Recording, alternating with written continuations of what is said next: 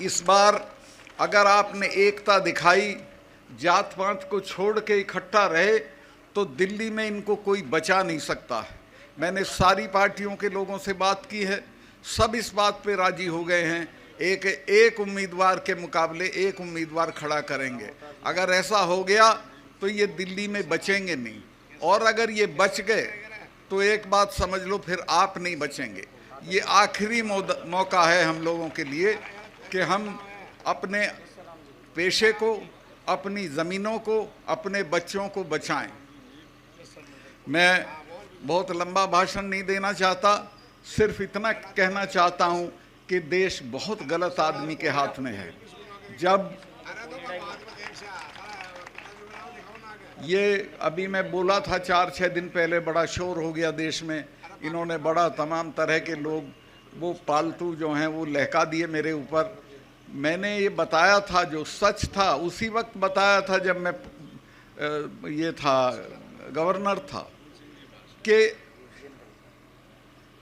जो वहाँ पुलवामा में जो अटैक हुआ हमारे सिपाहियों पे, 40 लड़के मरे हमारे जवान, वो नहीं मरते अगर ये उनको 2 हवाई जहाज़ दे देते, 5 हवाई जहाज़। वो लड़के अगर मेरे से मांग लेती सीआरपी तो मैं 5 हवाई जहाज़ दे देता, लेकिन गृह मंत्रालय ने वो उनको हवाई जहाज़ नहीं दिए और वो सड़क के रास्ते चल दिए। उस सड़क के रास्ते में मैं गया जिस दिन ये दुर्घटना हुई, उसके बाद उसमें 10 किलोमीटर के एरिए में करीब 10 जगह सड़क आके मिलती है।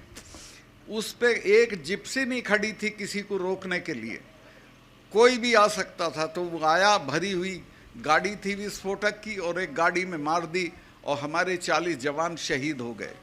ये कहीं अपनी शूटिंग करा रहे थे उसमें नेशनल कॉर्बेट पार्क में, यूपी में है वो, तो वहाँ टेलीफोन की सुविधा नहीं होती है। तो इन्होंने बाहर आके मुझे एक ढाबे से फ़ोन किया और पूछा कि सतपाल भाई क्या हुआ।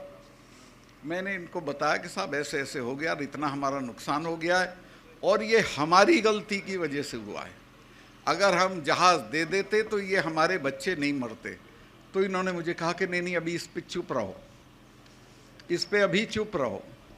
जो नेशनल सिक्योरिटी एडवाइज़र है, जिसका नाम आपने सुना होगा, अजीत डोभाल, वो मेरा क्लास फेलो रहा, कानून की क्लास में हम साथ पढ़ते थे। उसका मुझे फ़ोन आया फ़ौरन कि प्राइम मिनिस्टर ये कह रहे हैं आप बोलें नहीं कुछ। चूँकि मैं बोल दिया था, मैं 2-3 चैनल को ये बता चुका था कि हमारी गलती से ये हुआ है, कि वो ये कह रहे हैं कि इस पे तुम चुप रहो। मैं समझ गया था कि अब इसका ये पूरा राजनीतिकरण अपने चुनाव के लिए करेंगे। जो मर गए वो भाड़ में जाए, इनको कोई मतलब नहीं है। और आज तक उस पूरे मामले की कोई जांच नहीं हुई है, कोई उसका नतीजा नहीं आया है।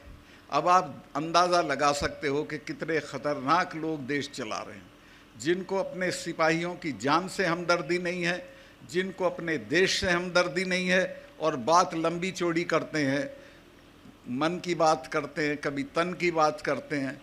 तो मैं आपसे ये कहना चाहता हूँ कि बहुत हो गया, अब संभल जाओ, और अब नहीं संभलोगे तो हमारी तो अब उम्र लंबी हो गई, चले जाएंगे, लेकिन आपकी पीढ़ियां याद करेंगी कि कभी आपने गलती की थी और एक ऐसी सरकार को बने रहने दिया था जिसने आपका सब बर्बाद कर दिया, खेती भी, फौज भी, नौकरियां भी। तो मैं आपसे, और मैं आऊँगा, इलेक्शन में भी आऊँगा, जो भी आपका आदमी लड़ेगा उसके लिए। मैं तो मेरे